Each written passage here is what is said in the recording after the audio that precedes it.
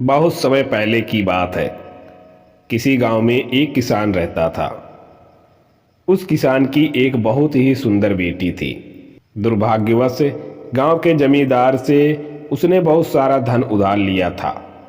जमींदार बूढ़ा और कुरूप था।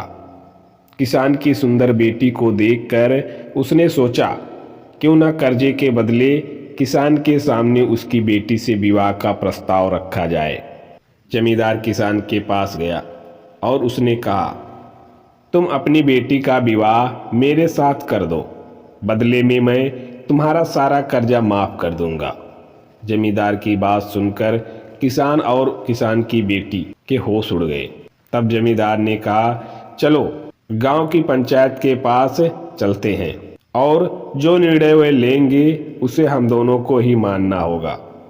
वो सब मिलकर पंचायत के पास गए और उन्हें सब कह सुनाया।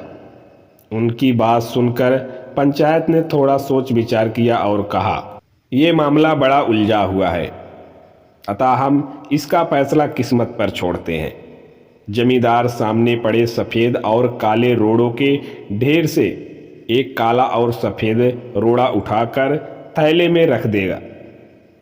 फिर लड़की बिना देखे उसे थैले से एक रोड़ा उठाएगी और उस आधार पर उसके पास 3 विकल्प होंगे।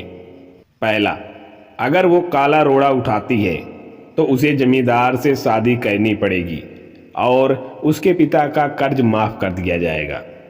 दूसरा, अगर वो सफ़ेद पत्थर उठाती है तो उसे जमींदार से शादी नहीं करनी पड़ेगी और उसके पिता का कर्ज भी माफ हो जाएगा।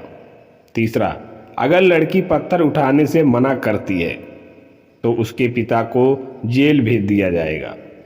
पंचायत के आदेशानुसार जमींदार झुका और उसने 2 रोड़े उठा लिए।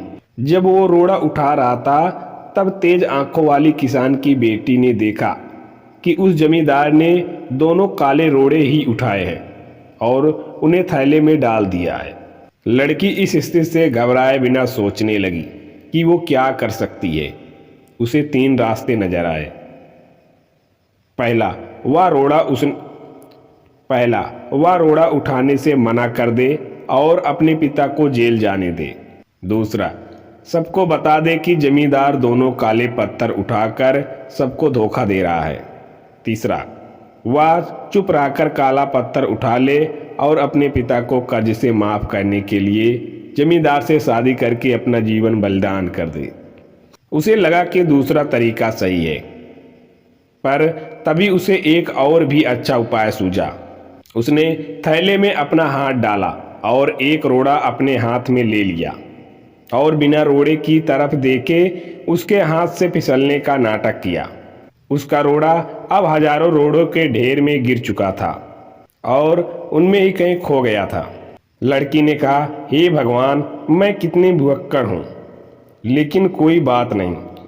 आप लोग थैले के अंदर देख लीजिए कि कौन से रंग का रोड़ा बचा है, तब आपको पता चल जाएगा कि मैंने कौन सा रोड़ा उठाया था जो मेरे हाथ से गिर गया। थैले में बचा हुआ रोड़ा काला था। सब लोगों ने मान लिया कि लड़की ने सफ़ेद पत्थर ही उठाया था। जमींदार के अंदर इतना साहस नहीं था कि वो अपनी चोरी मान ले। लड़की ने अपनी सोच से असंभव को संभव कर दिया।